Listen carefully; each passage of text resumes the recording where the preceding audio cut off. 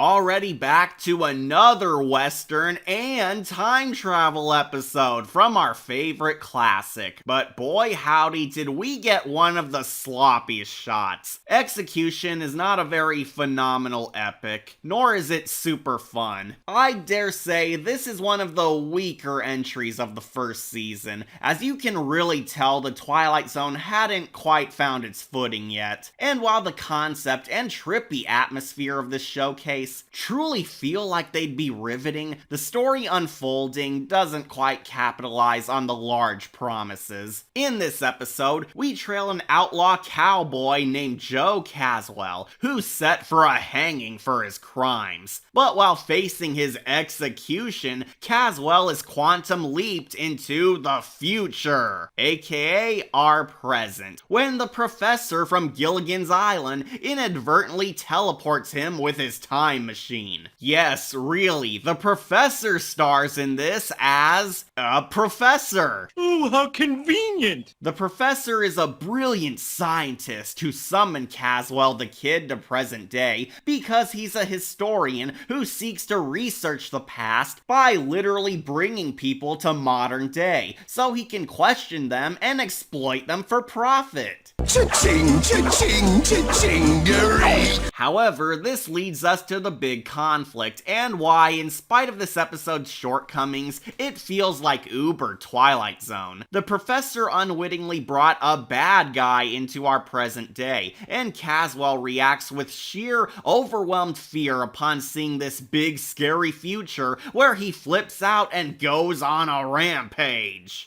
We have technology.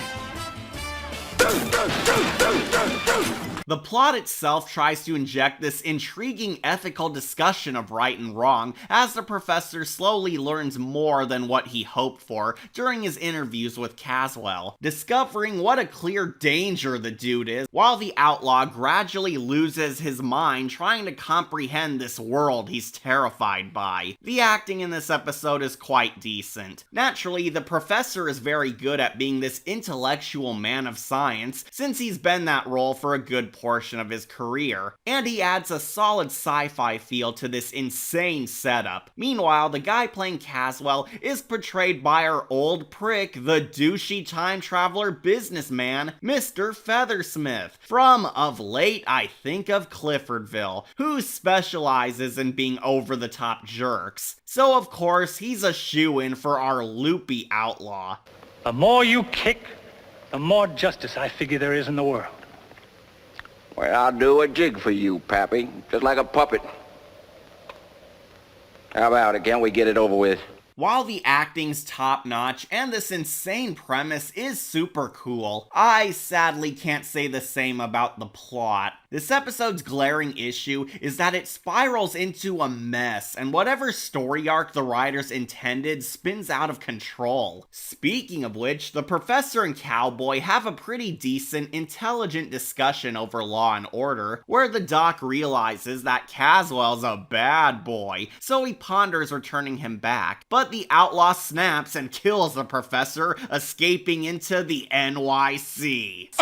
Oh! And a sizable half of this episode is simply an old angry cowboy shooting up the streets, getting weirded out by the big city life, and running amok in our present. This is a genuinely cool idea, a cowboy lost in our scary future and stirring up chaos. But tragically it came at the cost of any actual story, and feels like the episode had no idea what it's doing, since the pacing is so off that it meanders a lot. Rod Serling apparently based this on a short story from one of his pals, but felt the need to add in more expansion on certain elements, which badly affect the episode since it has too many differing ideas and wasted scenes all around. We spend way too much time in the laboratory, and the professor ultimately getting killed off to have Psycho Cowboy rampage is where the plot starts getting choppy. Nothing happens for long bouts of time. There's way too much exposition. It takes the professor a long period to realize that his test subject is dangerous, and the villain protagonist doesn't exactly undergo any character development. It's just cool seeing him bumble around town. The show makes up for it by having these really epic visuals, awesome cinematography like from The Four of Us Are Dying, and decently slick action scenes. I did have fun seeing a cowboy horse around in modern day, as it looks so ludicrous and contains most of that Twilight Zone magic. And credit where credit's due, the action is rad. Caswell's actor seriously did all his own stunt work, which helps a lot of it look pretty dope.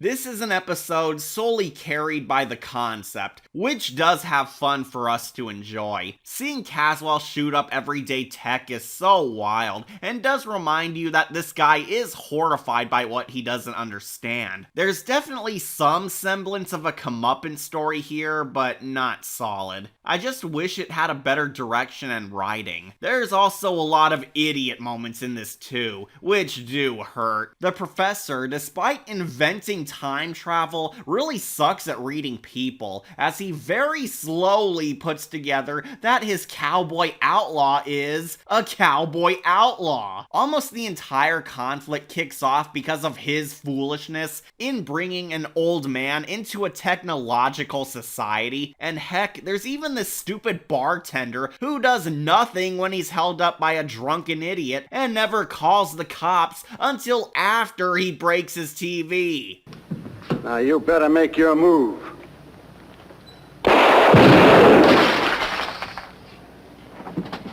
All right, cowboy, you gotta pay for this. Police! Police! Stealing my booze and holding me hostage is one thing, but TV's innocent. Are you hugging the TV? No. Like, bro, there's so many things you can do to stop this. Why don't you? Don't get me wrong, while seeing this over-the-top bandito getting into deranged misdeeds in modern day is fun, the episode doesn't seem to know where it's going, and the more they pile on these scenes of him not getting our regular world, feels like it slows down the plot and just runs through random motions that don't connect all that well. This is best shown in the weird twist ending. After finally admitting he's too scared of this present, Caswell returns to the professor's lab, begging to go home. But completely out of nowhere, a thief named Paul shows up to randomly rob the apartment and is treated like another protagonist. He quickly murders our main character Caswell by strangling him with the curtain ropes, hanging the wicked bastard. Irony! But suddenly, this guy takes over as main character in the final act. Oh, but don't worry, there's almost zero time to learn anything about him, as the thief accidentally triggers the Doc's time machine while stealing valuables, where he unintentionally swaps places at Caswell's hanging, getting executed in his place. Irony! The good cowboys ask, What the hell just happened? and assume it's devil's work, where they get on with their lives while stumped for a few seconds, ending the episode. Now, if you're like me, you'd assume that this ironic domino set was going to teach us that humankind shouldn't bite off more than they can chew, or else their mistakes will catch up with them. As we see, Caswell was a sadistic bandito who eventually died taking on a whole new world. The professor playing God by breaking the laws of time and space, only to get betrayed and killed by the man he saw as an opportunity. And the random thief got killed when he toyed with somebody else's stuff. So it's karma, right? Wrong! Rod Serling comes in and proclaims that this entire ordeal was about how justice prevails, and you can never escape it, even with great benefits. What?